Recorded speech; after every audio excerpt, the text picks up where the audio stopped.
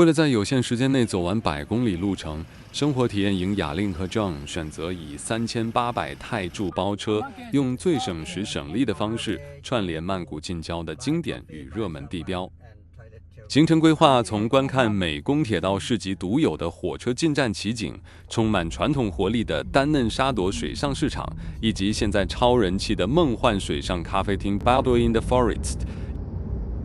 我们大概8点半从饭店出发，1个多小时到了美宫市场，就是来看火车吧，你有没有看铁轨？经过大约1个半小时的车程，我们终于抵达了位于曼谷西南方的美宫。这里其实是一个营业超过100年的传统市场。下车后，你会先感受到一种典型的泰国小镇氛围。我们先从市集外围走起，外围的街道较宽敞，这里的摊贩多半供应在地人的日常所需，像是成堆的热带水果、大篮的晒干鱼货，还有现点现做的泰式小吃。这里的物价通常比曼谷市中心亲民许多，非常适合买些当季的山竹或芒果沿路品尝。在铁道两侧的内围摊贩卖的是更精致的鱼货、蔬菜和生活百货。趁着火车进站前的空档，我们赶紧来探索这条世界独一无二的铁道市集。走在窄窄的轨道上，两旁的摊位几乎触手可及。你看这手工雕刻香皂，一朵朵栩栩如生的花朵被雕刻得精细入微，色彩缤纷的简直就像艺术品，让人根本舍不得买回家用。不过泰国的气候真的不是开玩笑的，逛没几分钟汗水就已经开始往下掉。在这种闷热的时候，路边随处可见的现剖椰子就是我们的救星，重点是价格超级佛心，一颗只要10泰铢。喝下一口冰凉清甜的椰子汁，瞬间消暑大半。雅令沿途好奇地打量着各种奇特的小摊位，手里拿着椰子边喝边逛，看起来超级惬意。我们就这样一路吃吃喝喝，随手捕捉有趣的画面，不知不觉就走到了铁道的尽头。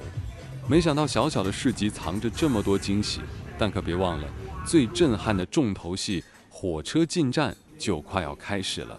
走累了，真的得找间店坐下来。刚才买的这些点心看起来超特别，这盒鲜艳的蓝色点心是泰国传统的蝶豆花西米露球，外皮用蝶豆花染成梦幻蓝色，里面包着甜甜咸咸的肉燥花生片。我们进来的这间咖啡店人超级好，只要有点餐消费，老板就会提供专属的 VIP 观景位，这可是1等席哦，能有最棒的视野。火车进站倒数，哨音响起，泰国交通警察正严肃地维持秩序，确保游客退到黄线后方。就在火车进站的前一刻，铁道两旁的店家展现惊人默契，纯熟地在几秒内将遮阳棚快速收起。原本拥挤的市集瞬间变身火车通道，奇景即将上演。空气仿佛凝结了，火车的鸣笛声由远而近，沉重的引擎震动从脚下的铁轨传上来。这巨大的钢铁巨兽就这样缓缓地一点一滴地向我们驶来。看着火车头不断放大，那种视觉冲击力真的会让人不自觉地屏住呼吸。现在火车就在我们面前，真的不夸张，距离我们大约只有短短的10公分，几乎是紧贴着身体擦肩而过。你可以清楚感受到火车经过时带起的阵阵风压，甚至连车轮摩擦铁轨的声音都听得一清二楚。这就是传说中最危险也最迷人的世界级奇景。就在这近在咫尺的距离，火车上的乘客们也超级热情，他们纷纷从车窗伸出手来，一边欢呼一边大笑着跟我们击掌。这种感觉非常奇妙，我们与陌生人之间在那一瞬间透过手掌的温度产生了有趣的连结。这种铁道社交真的太有意思了。原本以为只是来看火车进站，没想到最后变成一场跨越国界的击掌派对，这绝对是这趟泰国之旅中最让人热血沸腾的一刻。火车尾灯才刚过，空气中还飘着一点油烟味，两旁店家已经像变魔术一样，不到几秒钟就重新撑起遮阳棚，推回摊位，市集瞬间恢复原状，仿佛刚才的震撼奇景从没发生过。当火车缓缓在终点美宫站停妥，现场气氛瞬间嗨到最高点。原本推到两侧的游客纷纷涌向车站，每个人都疯狂地找角度与火车头合影。现场快门声此起彼落，热闹非凡。看到这气氛，雅令也疯了。他二话不说，已经买好车票，拉着 John 直接跳上这班怀旧火车。雅令手脚很快，买的车票是美宫站坐到下一站拉特艾，竟然只要6泰铢。这铜板价车票真的便宜到夸张，不买票上车体验一下这段怀旧铁道情怀，实在太对不起自己了。我们站在车头往外看，窗外全是刚才那群疯狂抢拍的游客。最惊喜的是，雅令竟然还有机会坐在火车驾驶座上，架势十足。从火车头驾驶座的视角望出去，视线所及全是被热情包围的景象。一大群外国游客像发现新大陆一样，兴奋地爬上车头，抢着卡位拍照。每个人都带着灿烂笑容，不断挥手变换姿势。从这个高度俯瞰大家的疯狂与热情，完全能感受到美宫铁道那种跨越国界的超强魔力。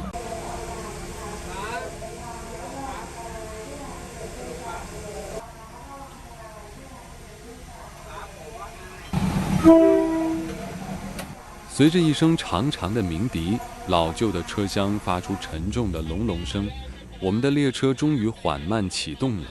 这一刻感觉非常奇妙。刚才我们还是在铁轨旁惊叹的一员，现在我们却坐在车厢里，从高处俯瞰两侧。你看，轨道两旁密密麻麻全是人影，每个人都举着手机、相机对着我们猛拍。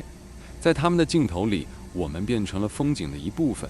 但在我们的视线里，这是一场动态的人民英雄大游行，每个人脸上的兴奋与期待都被我们收进眼底。火车继续缓缓向前挪动，这时最精彩的莫过于观察下方的摊贩。火车底盘离地上的菜篮真的只有几公分距离。我们在车上看着火车就这样横越过一堆堆的蔬菜鱼货，而那些摊贩老板却神情自若地聊天，仿佛我们这台几吨重的钢铁巨兽只是路过的一只小猫。这种与危险共存的淡定，就是美宫市集流传100年的生活哲学。从地理位置来看，美宫位于湄公河汇入泰国湾的交界处，这里属于肥沃的冲积平原，发达的水道与近海优势让这里成为泰国最重要的水产与蔬果集散地之一。你现在看到的这些摊位卖的可不只是观光纪念品，更多的是当地特产的歪头鱼和多样化的热带农产品。这里不只是景点，更是支撑当地100年的经济命脉。为什么摊贩会紧贴着铁轨做生意？这要追溯到20世纪初，美宫铁路最初在1905年完工，主要是为了运送龙仔错府与叶公府丰富的渔获到曼谷。但在铁路兴建之前，这里早就是当地人赖以为生的传统市场。铁路开通后，摊贩们不愿搬迁，为了生活，他们发展出一套与火车共存的独特模式，这才造就了今天我们看到的菜篮火车奇观。大家有没有发现，这里的铁轨看起来比一般的火车轨道还要窄？没错，这条线路属于窄轨铁路。由于它是独立于泰国主要铁路系统之外的支线，班次较少且车速缓慢，这才给了摊贩们收散、摆摊再收散的缓冲空间。这种因地制宜的灵活性，正是泰国庶民文化中最迷人的韧性。经过大约20分钟，我们抵达了拉亚站。好在这次我们是包车，可以直接请司机开到这站接我们，不用再往回跑。这趟从看火车到坐火车的深度体验，真的让这趟旅程变得超有意思。来到丹嫩沙朵的小码头，最精彩的热身赛就是跟船家讨价还价。经过一番来回攻防，最后雅令和 John 以1200泰铢成交，包下专属长尾船出发。随着引擎声轰鸣，我们正式告别码头，驶向这片神秘的水上迷宫。有司机哦，后面那个有没有看到？对，不用自己开了。船只一进入长长的窄小河道，两旁的风景瞬间缩小。这时，船长开始加足马力，长尾船在河面上飞驰，两侧激起高高的白色水花，迎面而来的风带着凉意，那种速度与刺激感让人整个人都兴奋了起来。沿途可以看见紧贴着河岸建筑的水上人家，这就是最道地的泰式日常。在这繁忙的水道上，不时会遇到传统的人力划桨小船，载着游客优雅地慢慢滑行。而就在这充满活力的氛围中， John 已经在岸边摊贩迅速买好了冰凉的啤酒，在烈日下喝上一口沁凉，这场游河冒险这才刚热完身呢。丹嫩沙朵位于曼谷西南方的勒批府，是泰国历史最悠久、名声最响亮的水上市场。这条运河的起源可以追溯到19世纪的拉玛四世时期，当时为了连接湄公河与他真河，动用了大批人力，耗时2年挖掘而成。地理上，这条长约32公里的运河曾是当地最重要的交通与贸易动脉。虽然现在观光气息浓厚，但依然完整保留了水道纵横的独特景观，是感受泰国传统水上文化最经典的地理坐标。John 坚持要吃到这一碗最真实、最道地的船面。看着老奶奶在狭小的船头利落的伸手，这就是他脑海中最道地的泰式船面。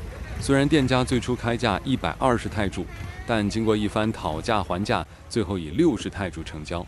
这种在船上吃船面，每一口都是John期待已久的画面。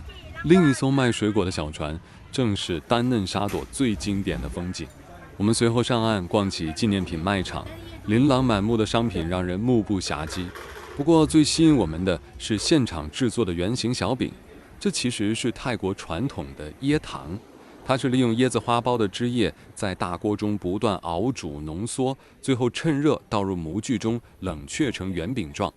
这种糖带有天然的焦糖香气，甜而不腻，是泰式料理与甜点中不可或缺的灵魂食材。穿过写着 Floating Market 的标示，我们也准备结束这次的水上市集之旅。虽然水道风情很迷人，但说实话，沿途店家强迫推销的感觉稍微重了些，让人有些压力。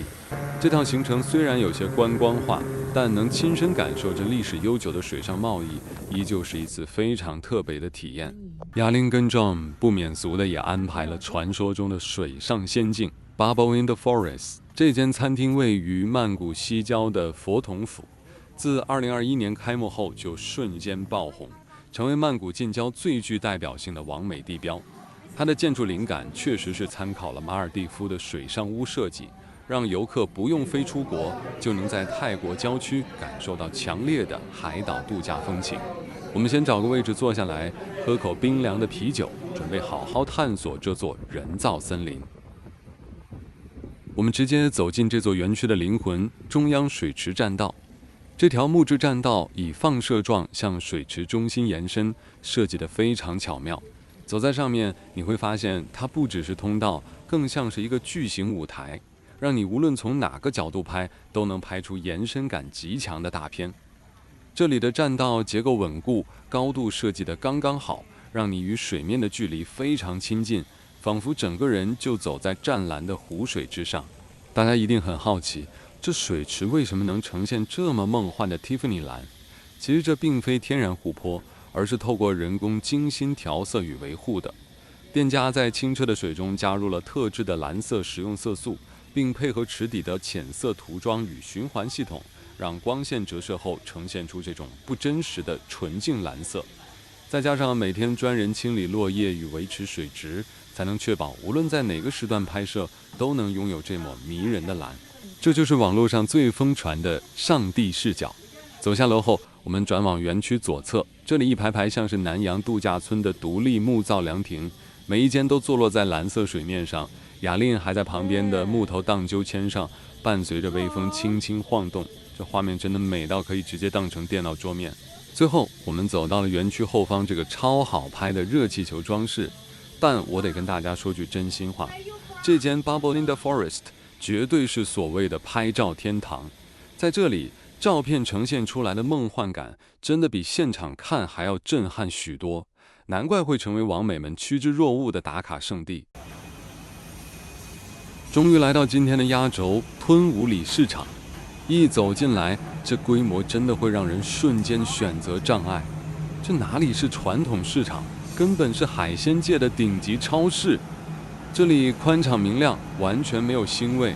看着摊位上一整排跳动的泰国虾、手掌大的生蚝，还有各式各样叫不出名字的深海鱼类，每一口呼吸都充满了大街小巷传来的炭烤香气。光是在这里逛上一圈，看着店家现捞现处理的利落身手，就是一种极致的视觉享受。逛了半天，终于轮到我们大开杀戒了。我们直接点来一大盘炭烤泰国虾，你看这虾头里的虾膏，橘红透亮，入口即化，那股浓郁的鲜甜真的会让人想舔手指。接着上桌的是一整条清蒸鲜鱼，鱼肉细致滑嫩，配上泰式酸辣酱汁，每一口都是大海的精华。雅令跟丈完全顾不得形象，埋头苦干，脸上那种这才叫人生的满足感完全藏不住。这顿海鲜大餐真的是这趟100公里旅程中最奢侈也最值得的犒赏。好吃。雅令吃得忘我，看他剥开虾头，虾膏流出，哇，顶级享受。吃饱喝足，我们的包车司机已经在门口等着接我们回饭店休息。不过这顿真的点得太疯狂了，即便我们战斗力再强也吃不完。你看雅令手上还提着一大包沉甸甸的战利品，里面全是吃不完的海鲜。虽然今天跑了这么多地方，身体有点累，但提着这包热腾腾的幸福回饭店当宵夜，这趟泰国包车冒险真的是完美到不能再完美了。